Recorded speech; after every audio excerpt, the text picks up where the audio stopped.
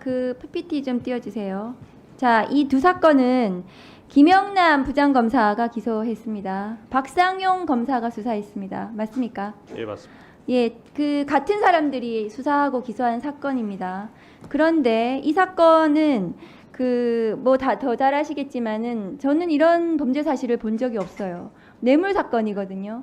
뇌물 사건은 범죄 일시 장소가 굉장히 구체적으로 특정이 돼야 되고 그것이 조금이라도 그 뭔가 그 구멍이 있으면은 아주 가차없이 무죄가 나는 사건이에요. 뇌물 사건은 그렇습니다.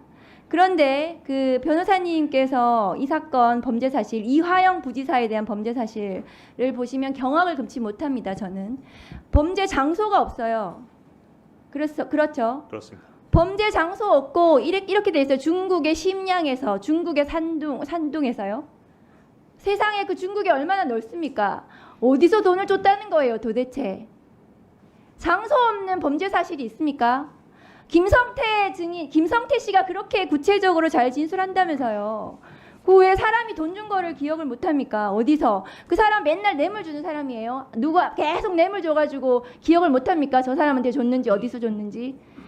이화영이라는 공직자에게 뇌물을 줬다면, 이화영이 아니라 중국 저 북한에다가 뇌물을 줬다면 그건 당연히 기억해야 되는 거죠. 그 사람의 인생에서 매우 중요한, 굉장히 기억해야 되는 사실 아닙니까? 그런데 이 범죄 사실이 없는 이 판결문, 그 범죄 사실 공소장입니다.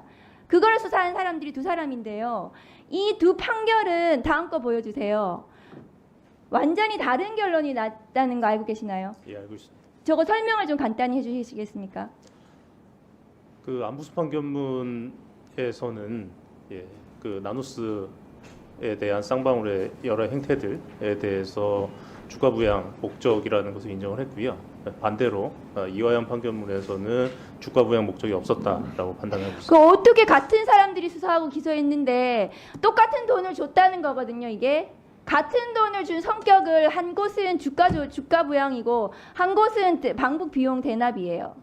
이런 판결이 있습니까? 이런 기소가 있습니까? 이 세상에 아무리 윤석열 검찰이 실력이 없어지고 마구잡이로 수사한다고 하더라도 어떻게 이렇게 허술하게 범죄 장소도 없이 기소하고 완전히 다른, 이것도 그 별로 차이도 나지 않거든요. 이 시차가.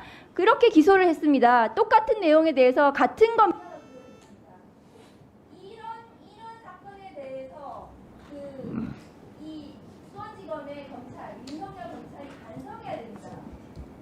이 사건, 이 결론에 대해서 이런 허술한 판결을 가지고 지금 징역 9년 6개월을 선고를 한 거예요.